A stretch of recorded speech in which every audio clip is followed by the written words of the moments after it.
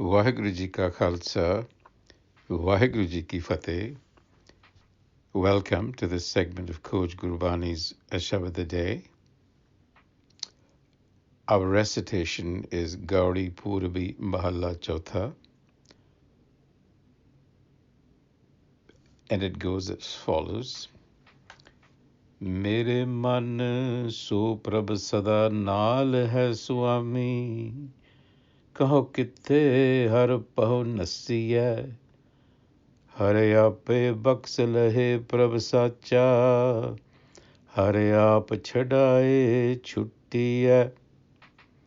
मेरे मन जप हर हर हर मन जपिए, सतगुर की शरण आई भज पो मेरे मना,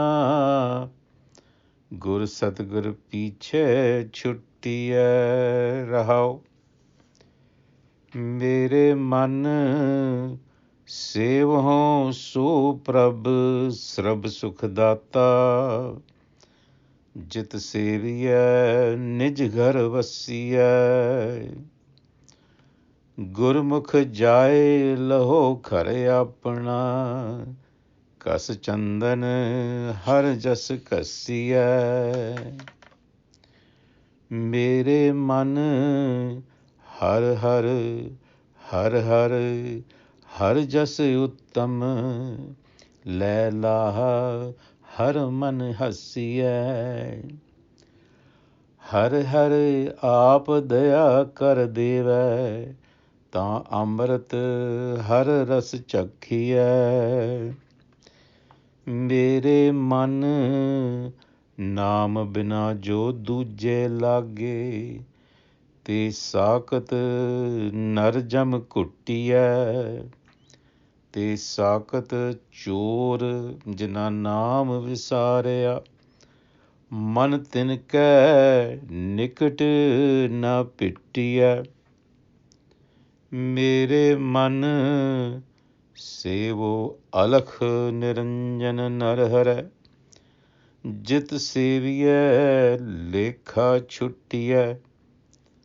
जन नानक हर प्रभ पूरे किए, खिन मासा तोल ना कटिय.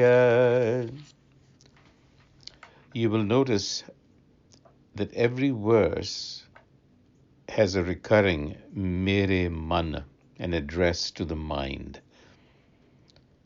And that is what this passage is. It's addressing the mind to follow the teachings of the Satgur. And it says, Mere man jap har har, har man japiye. My mind, realize the har self, so that you will get an insight into the Supreme Self. Mere man jap har har, har man japiye. Japiye, to get an insight. Jap, to understand, to absorb, to get insight into. And we have often talked about what jap really means.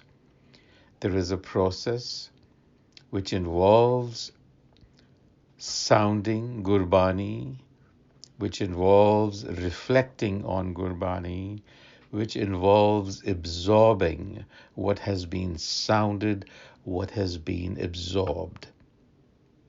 That really is the process. So the Guru says, Satgur ki saranai bhaj pao. Rush to the Satgur. Saranai, tutelage, shelter. So rush to the Satguru, mere mana, my mind. Rush to the Guru. Gur Satgur pichhe chutiye. It is only by following the Satgur that you will be released from bondage. And we will talk a little bit about what this bondage is. But here's the central message of the Rahautuk. Chase after the Satgur. Find the Satgur. And now The rest of the passage expands on this idea. Mere man so Prabh Sada naal hai Swami, kaho kithe har pe nasiye. Again, the address is to the mind. So it's saying, my mind, the wisdom of the soul, of the self, is always with us. The eternal wisdom of the self is innate to us. Mere man so Prabh Sada naal hai. Kaho kithe har pau nasiye. Say, where can we hide from the herself? You can't. Hare ape baksale Prabh sacha, hare aap chadaye chuttiye. So Prabh means light, it means luster, brilliance, and signifies wisdom. And it is an attribute of the self. It's innate to the self. There really is no difference between the self and the Har and the Prabh. So therefore, what is being said is that this wisdom is innate to us as well. And it is gracious, and it will lead us to freedom from bondage of the ego, the haume, which is what binds us. And then again, mere man, sevo so Prabh, srab sukhadata. Sevo so Prabh. Serve that wisdom. What does it really mean to serve that wisdom? It means to absorb that wisdom, to inculcate that wisdom, to actually become like that wisdom. Serving involves a degree of sacrifice. So sacrifice the patterns of your ego thought and inculcate instead the wisdom. And that wisdom, as we have already seen, comes to you through the Satgur, through the Shabad of the Satgur. So serve the wisdom of the self, because it is the bestower of all comfort, Sarab Sukhadata. And by serving that, the mind comes to reside in its inner self, and it realizes its source. Jit Sevya Nij Kar, the natural state. Kar, house. It houses itself in its natural habitat. And then again, the inner self is found by turn to the true Satgur. Gurmukha jai laho ghar apna. Gurmukh, turn to the Gur. And then spread the message of the Har glory. So what is being said is that by inculcating the wisdom of the self as taught by the Satguru, the mind finds its own source, Nijkar, and the nature of that habitat is blissful and comforting. It is naturally in that state. And such a mind then becomes magnetic. It draws others, just like the fragrance of sandalwood is agreeable and comforting to others. Mere man har har jas uttam, repetition, emphasis. Glorify the Har in word, in thought, in deed. It is the most sublime activity, har jas uttam, and earn the benefit and be blissful. Laha harman hasiye. Hasiye literally means to laugh, but it means to be pleased. So the praise and glorification of the Har self is propitious and sublime. Now, praise and glorification, what does that really mean? You will notice that praising, glorification suggests sound. It involves sound, which is inherent to Shabad. So when we sound the Sabad of Gurbani, when it is sounded, its vibrations resonate in the mind.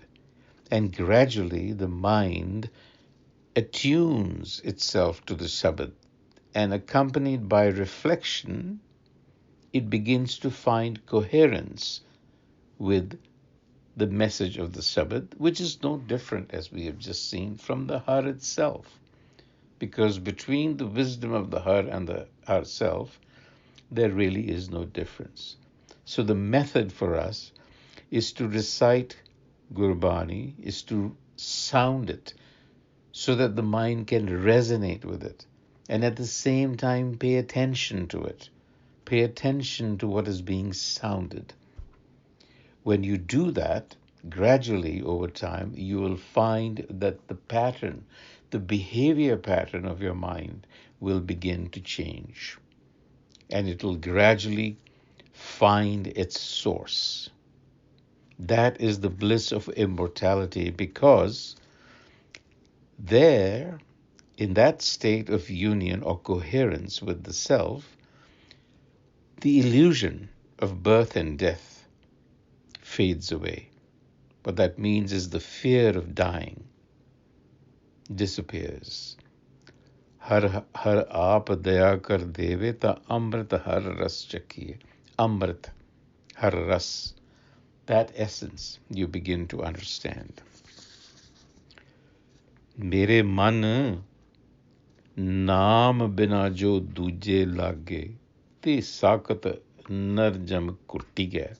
Again, the emphasis is that without the self-awareness, here Nam is self-awareness, self-knowledge.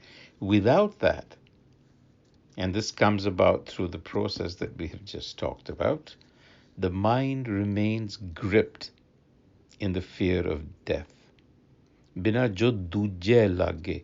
Duje lage, dual awareness.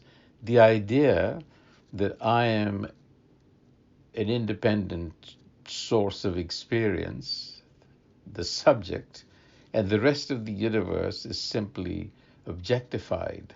So there is this subject-object distinction, which the mind eventually finds out really is an illusion, because we are all united. We are all interdependent. There is an interdependency at many levels. And that's what the mind begins to understand.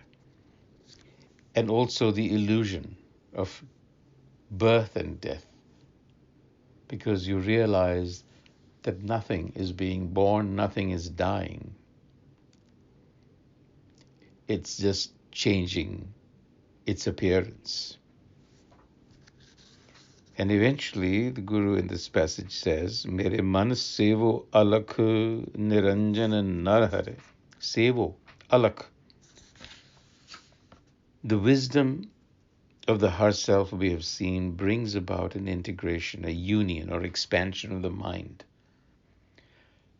And that is rooted in the formless. So this realization is described as the settling of one's accounts. Lekha chutiye, lekha, the writing, the accounting. Why? Because the ego, the subject-object relationship, is always one of cause and effect, of doing and attachment to outcomes. That kind of keeps you gripped in this coming and going. But when you realize your true nature as being the self, eternal, you realize that there is only one actor that is manifesting itself as diversity. So that illusion fades away, the illusion of being a separate self.